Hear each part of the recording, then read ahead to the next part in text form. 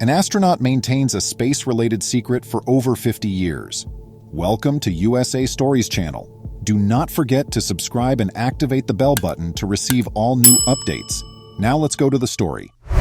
Space exploration was giving us a ton of fresh knowledge about the cosmos even before the space race between the US and the USSR descended into a full gallop. However, one astronaut made a huge discovery that he didn't want to reveal. Astronaut Gordon Cooper was entrusted with acquiring important information on the inner workings of our galaxy while on a NASA-sponsored trip. He didn't notice anything on Earth's surface until he was orbiting the globe, and he would keep it a secret for over 50 years. But that secret was recently made public to the whole globe. About 7 years old, Gordon Cooper of Oklahoma was given permission by his father, an Army colonel, to accompany him in his airplane and to take momentary control of the machine.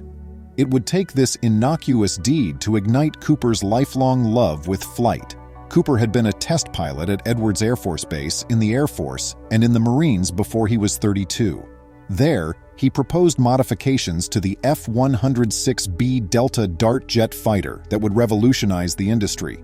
Then he was presented with an incredible proposition. In 1959, Cooper received an invitation from NASA to Washington, D.C. As a possible participant in the Mercury project, Cooper was a prime candidate for the project, which aimed to safely launch a man into Earth's orbit and return him there. NASA picked Cooper as one of the 7 men for the program after shortlisting 109 possible applicants. He flew his maiden voyage on board the Faith 7, a spacecraft so tiny that it could only accommodate a person under 5 feet and 11 inches tall, in May 1963. NASA offered the eager Oklahomans some straightforward instructions. Fly to space, do it alone, live, and research the long-term consequences of zero gravity on the human body. From the perspective of the general public, this was the mission, at least. The initiative was an immediate and great success. Cooper became the first astronaut to sleep in space as he orbited Earth for slightly over 34 hours on May 15th and 16. But then, just as this enormous achievement was being completed, catastrophe almost happened. The autopilot broke down as the Faith 7 descended down to Earth. Being a seasoned pilot, Cooper remained calm.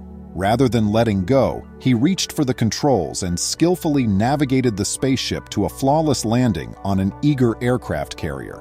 He had accomplished his objective, or had he? Even though it wasn't known at the time, snapping photos was a part of Cooper's goal. He wrote to ground control, "Man, all I do is take pictures. I'm up to 5,245 now." However, he wasn't only searching for striking pictures. In actuality, Cooper's camera was designed to identify magnetic anomalies on the surface of the planet.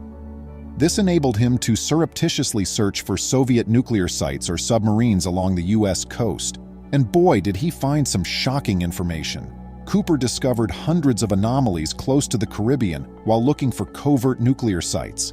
He meticulously logged these abnormalities in his tiny Faith 7 spacecraft.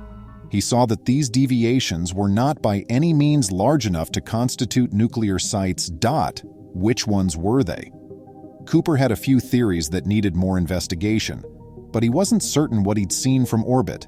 He never reported these odd abnormalities to NASA or the Defense Department. For whatever reason, that is unclear.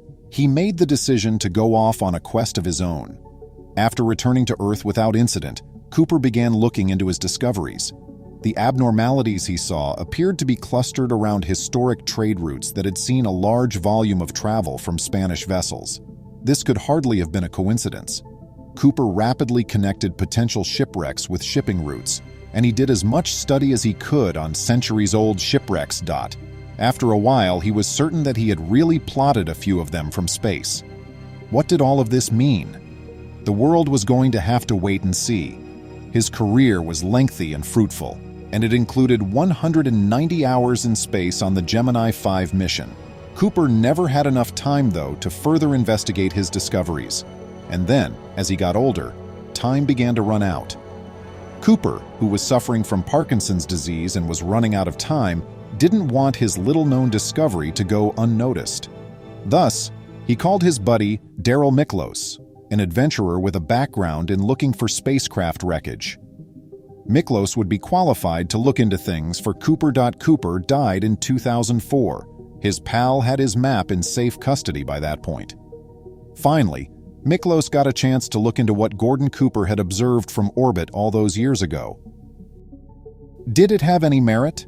According to Miklos, I believe Gordon 100%, as reported by Parade magazine. I didn't need proof. Nor did the Discovery Channel, which produced Cooper's Treasure, a 2017 television program that chronicled the research in collaboration with Miklos. What then did they discover? Miklos and his crew once made a trip to a location on Cooper's map in search of signs of a shipwreck. They searched the ocean floor using deep-sea diving equipment in the hopes of finding a sign. As expected, the crew discovered a huge anchor rafter dragging it to their deck. They quickly discovered that it belonged to Christopher Columbus's time. Because of this, it is a very valuable historical item. Miklos and his team have examined 5 locations on Cooper's map by the middle of 2017. And while there are still hundreds more places to examine, at all 5 they discovered signs of a shipwreck. What additional hidden gems could Miklos be able to find? Miklos intended to go to the other places, but it would require some time. Nevertheless, he said to Newsweek, "I hear Gordon saying, 'You're on the right trail,' all the time in the back of my mind. It certainly appeared like way dot." It is unclear if Miklos would have the time to dedicate many decades to uncovering his friend's discoveries. However, you can be certain that Gordon Cooper, the Oklahoman kid who made it to the stars, would be pleased to see his secret come to fruition. Despite being a lifelong storyteller, Gordon Cooper's shipwreck map seemed to have a lot of potential. What a fantastic tale. With your friends, please share this article below. Please remember to subscribe to our channel, give us a thumbs up, and turn on the notification bell so you won't miss any of our videos. If you enjoyed the tale, the next video that plays on your screen will probably move you too.